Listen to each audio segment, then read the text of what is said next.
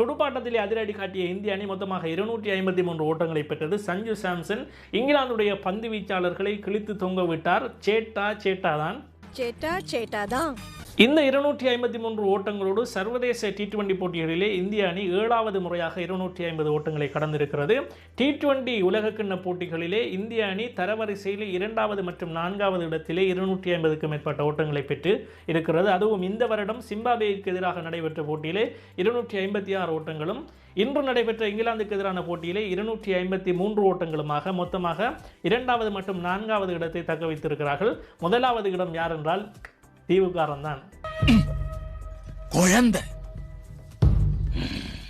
2007ஆம் ஆண்டு இடம்பெற்ற T20 உலகக்கிண்ண போட்டிகளிலே 260 ஓட்டங்களை பெற்று தரவரிசையிலே முதலாவது இடத்திலே இலங்கை அணி இருக்கிறது. துடுப்படுத்தாடுவதற்காக களம் புகுந்த இங்கிலாந்து அணியுடைய துடுப்பாட்ட வீரர்களும் நாங்களும் சலித்தவர்கள் அல்ல என்பதை நிரூபிக்கும் வகையில் ஆரம்பத்தில் அதிரடி காட்டுவதற்காக முயற்சித்தார்கள். ஆனால் மைதானம் மும்பை இந்தியன்ஸுடைய மைதானம், பும்ரா, ஹார்திக் பாண்டியா ஆகியோர் இந்த மைதானத்திலே நன்கு தேர்ச்சி பெற்றவர்கள் என்பதை நிரூபிக்கும் வகையிலே அடுத்தடுத்து பவர் பிளேயிலே விக்கெட்டுகள் விழத் தொடங்கியது. வருண் சக்கரவர்த்தியுடைய ஓவரிலே ஜேக்கப் பேத்தல் தொடர்ச்சியாக 3 சிக்ஸர்களை விளாசிய போது அடுத்த பந்திலே பட்லருடைய விக்கெட்டினை வருண் சக்கரவர்த்தி எடுத்ததும் பார்ப்பதற்கு ரசிக்கும் வகையில் இருந்தது. ஜேக்கப் பேத்தல் ஒரு மிகச்சிறப்பான ஒரு ஃபைட்டினை கொடுத்திருந்தார். இந்த போட்டி உண்மையிலே செமிஃபைனல் என்றால் இப்படித்தான் இருக்க வேண்டும் என்பது போல 7 ஓட்டங்கள் வித்தியாசத்திலே தான் இங்கிலாந்து இந்த போட்டியை பறிகொடுத்தது.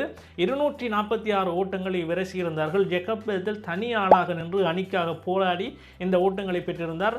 45 பந்துகளிலே 100 ஓட்டங்களை கடந்து T20 உலகக்கிண்ண போட்டிகளிலே குறைந்த பந்துகளில் சதமடித்த வீரர் என்கின்ற பட்டியலிலே 2வது இடத்திலே இவர் இருக்கிறார். முதலாவது இடத்திலே நேற்றைய போட்டியிலே ஃபின் ஆலன் 33 பந்துகளிலே 100 ஓட்டங்களை பெற்றார். 2 சதங்களும் செமிஃபைனலிலே தொடர்ச்சியாக ஒன்றன் பின் ஒன்றாக அடிக்கப்பட்டிருப்பது விசேட அம்சமாக பார்க்கப்படுகிறது.